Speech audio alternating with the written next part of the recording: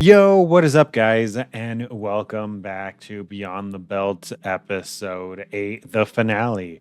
I managed to complete all the goals I had for this series. I showed the progression from a level 69 character to a level 99 character.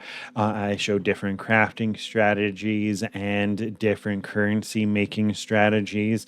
I even managed to kill some of the Ubers, so I accomplished all. Oh, and I farmed over a mirror in currency. So there's not really any other goal I could have for this series. Plus, I am getting a little bit bored. Besides that, there is a Bracky's Game Jam that's starting in 11 days, and I just found out that the next semester for my school starts on Monday.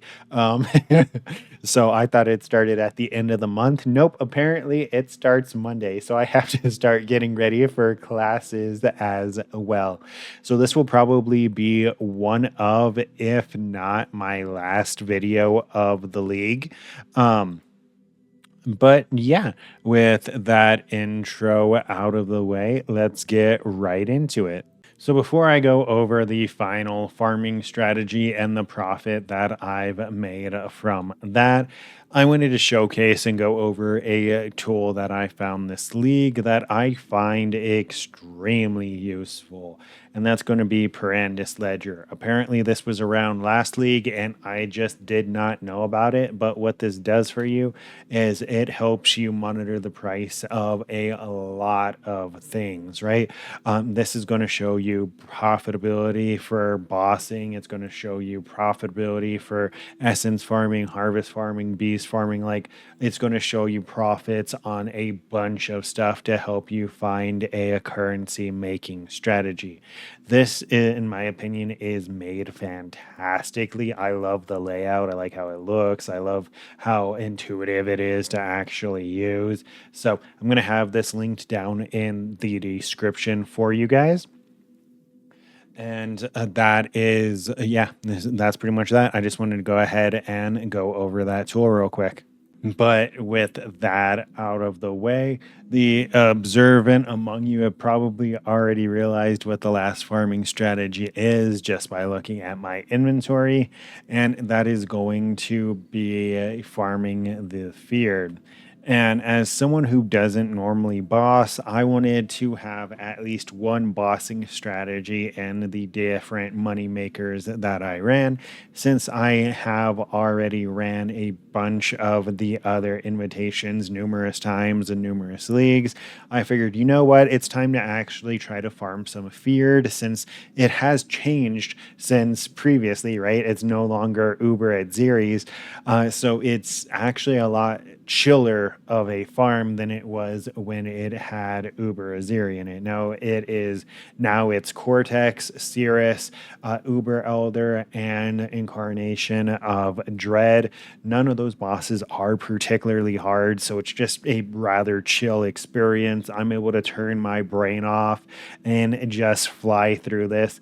Compared to the other strategies, obviously your character is going to have to be at a much higher level, but the returns from this are also going to be significantly higher, right? If I go ahead and showcase my sales history, you can see that I've made some decent profit from this. Bottled Faiths and Wine of the Prophet are really, really good money.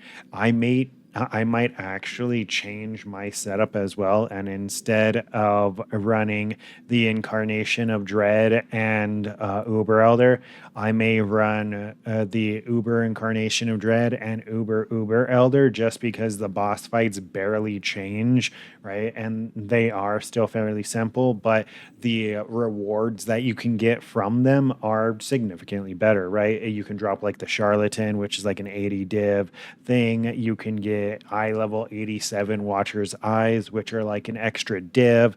And the prices for the invites aren't that much more expensive than the price for these invites. So I may actually swap up to that. But I still do have like a lot of sets left, right? I have like 23 sets. I have a bunch of zero sets just because they were so cheap.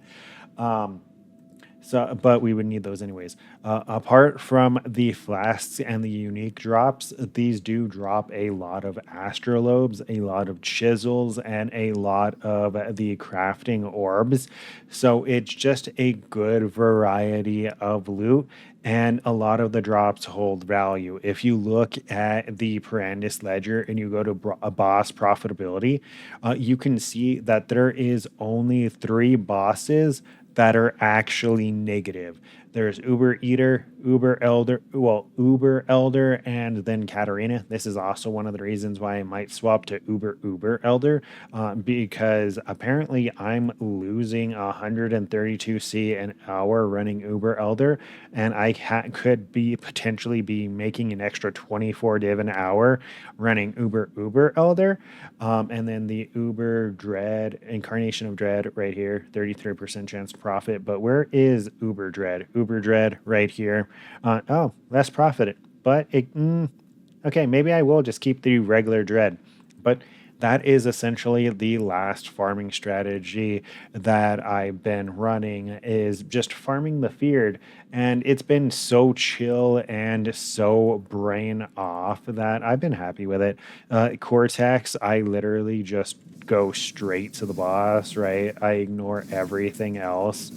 I mean, you could clear the cortex if you want, kill the mobs, because sometimes there can be some pretty decent modifiers for loot on here, like when it's them dropping the div cards or the currency, right?